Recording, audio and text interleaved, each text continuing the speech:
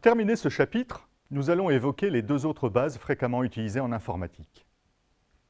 Nous commencerons par présenter la base 8, autrement appelée l'octal, la base 16, ou hexadécimale, et nous terminerons en indiquant en quoi ces bases présentent un intérêt.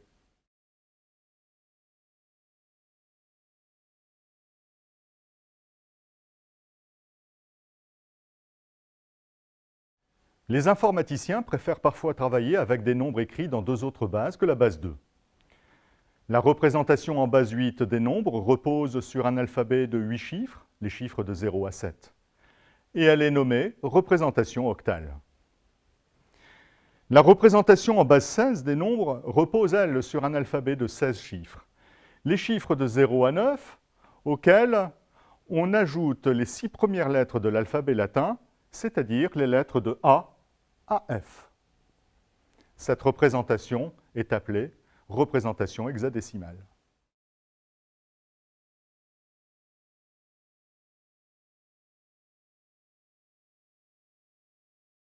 Commençons avec la base 8 et déterminons l'écriture octale du nombre n égale 47. Pour cela, nous allons employer une méthode analogue à celle utilisée pour la conversion en binaire, c'est-à-dire calculer des divisions euclidiennes successives. Mais on divise par 8 au lieu de diviser par 2. Avec la première division, on obtient un quotient de 5 et un premier reste de 7. Puis, en divisant le quotient 5 par 8, on obtient un quotient nul et un reste égal à 5. Nous arrêtons là puisque le dernier quotient obtenu est nul. Le nombre 47 s'écrit donc comme somme de puissances de 8 successives avec les coefficients 5 pour la puissance première et 7 pour la puissance zéroième. En base 8, le nombre n égale 47 s'écrit donc avec les deux chiffres 5 et 7, c'est-à-dire les deux restes successifs des divisions euclidiennes regroupés de droite à gauche. Comme pour la représentation binaire, nous surmontons la représentation octale d'une barre et mettons 8 en indice pour bien marquer qu'il s'agit d'un nombre représenté en octale et non du nombre 57. Prenons un autre exemple avec 3010. Les divisions successives par 8 sont au nombre de 4 pour arriver à un quotient nul. Ce qui donne la décomposition de 3010 en somme coefficientée de puissance de 8 et donc son écriture octale obtenue en regroupant les 4 restes de droite à gauche.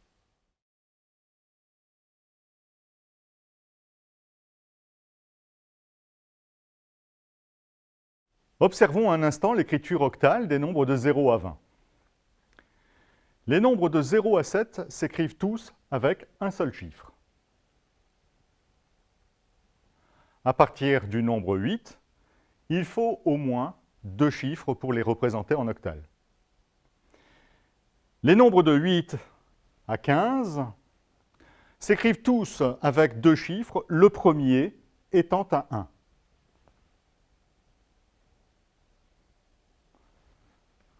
« 16, lui, s'écrit 2 zéros, puisque 16 est égal à 2 fois 8 plus 0.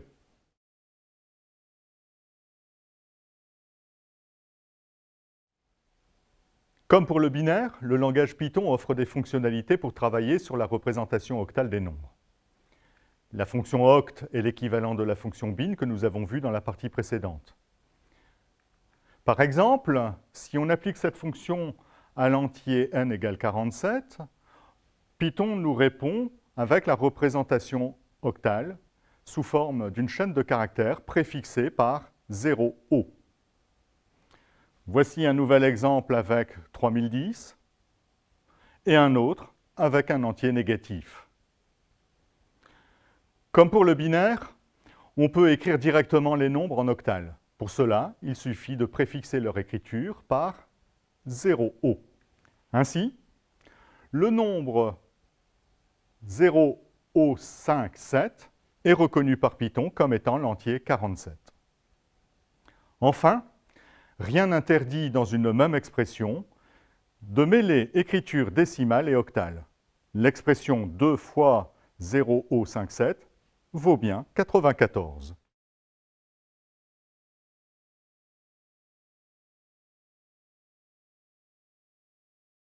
Abordons maintenant la base 16 et déterminons l'écriture hexadécimale de 47. Comme pour le binaire et l'octal, il s'agit d'effectuer des divisions successives, mais par 16. Ici, 2 divisions suffisent pour obtenir un quotient nul.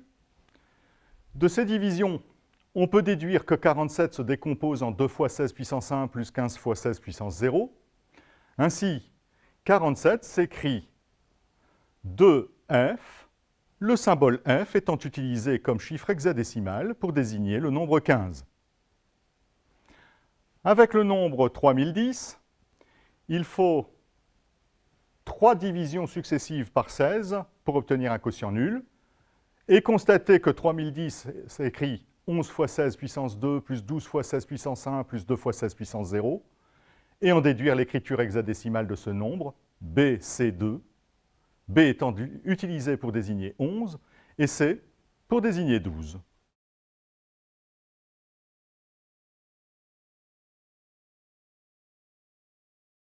Voici l'écriture hexadécimale des nombres de 0 à 20.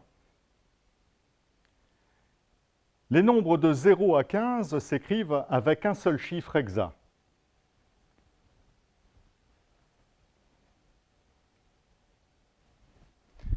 Les 10 premiers de ces nombres s'écrivent avec les chiffres usuels, 0, 1, 2, 3, 4, 5, 6, 7, 8, 9, et les 6 suivants utilisent les 6 premières lettres de l'alphabet, le A désignant le 10, le B 11, C 12, D 13, E 14 et F 15.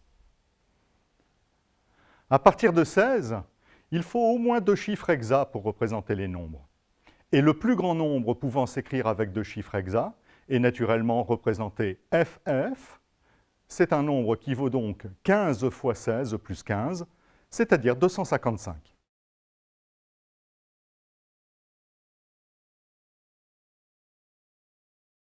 Python permet d'écrire des nombres en binaire, en octal, et bien entendu aussi en hexadécimal. C'est la fonction hex qui donne la représentation hexadécimale d'un entier. On voit sur cet exemple que hex de 47 donne la représentation hexadécimale de 47, comme nous l'avons établi il y a quelques instants. La réponse est fournie sous forme d'une chaîne de caractères préfixée par 0x. Voici ce qu'il en est pour l'entier 3010 et pour un entier négatif.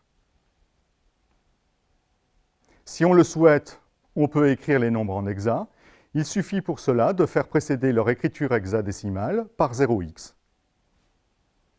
0x de f vaut bien 47.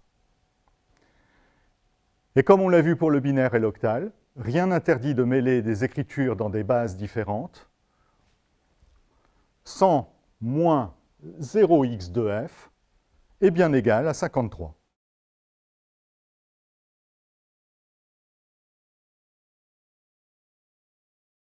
Dans la première partie, nous avons dit que le binaire était motivé par le fait que les ordinateurs sont des machines électroniques dont les composants élémentaires ne connaissent que 2 états. Alors, pourquoi s'intéresser aux bases 8 et 16 ? Pour la base 8, la raison provient du fait que 8 est la puissance 3e de 2. Ce qui fait que, comme nous l'avons déjà constaté, les entiers de 0 à 7 peuvent tous s'écrire avec 3 bits en binaire. Une conséquence de ces remarques est qu'il est tout à fait possible de passer de l'écriture binaire d'un nombre à son écriture octale en n'effectuant aucun calcul arithmétique, ni division, ni multiplication, ni aucune autre opération.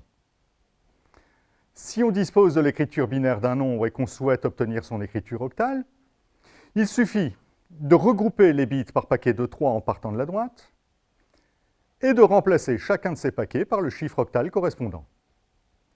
Ainsi, pour le nombre dont voici la représentation binaire, en regroupant les 3 bits les plus à droite, on obtient le nombre 7, et les 3 bits à gauche nous donnent le nombre 5. Ce qui fait que l'écriture octale de notre nombre s'écrit avec les 2 chiffres 5 et 7.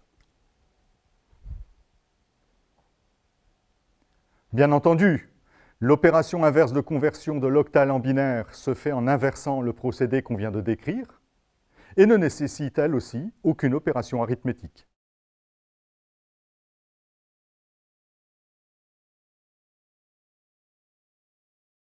Voyons maintenant ce qu'il en est pour la conversion binaire hexadécimale. Le constat de départ est que 16 est la puissance quatrième de 2, et donc que les entiers de 0 à 15 peuvent tous s'écrire en binaire avec 4 bits. Par conséquent, pour passer de l'écriture binaire d'un nombre à son écriture hexadécimale, il suffit de regrouper les bits par paquet de 4 en partant de la droite, puis de remplacer chacun de ces paquets par le chiffre hexadécimal qui lui correspond. Avec notre nombre de 6 bits, en regroupant les 4 bits les plus à droite, nous obtenons une représentation binaire du nombre 15 qui est désigné ici par le chiffre hexa f. Restent les 2 bits de tête que l'on complète avec 2 bits nuls pour former un paquet de 4 bits qui représente ici le nombre 2. Ainsi, l'écriture hexadécimale de notre nombre est constituée des 2 chiffres 2 et f. On peut de même passer de l'écriture hexadécimale au binaire sans aucun calcul. Les écritures octales et hexadécimales sont donc des codages bien pratiques du binaire qui permettent d'avoir des représentations plus concises et plus lisibles que le binaire. C'est ce qui motive leur intérêt en informatique.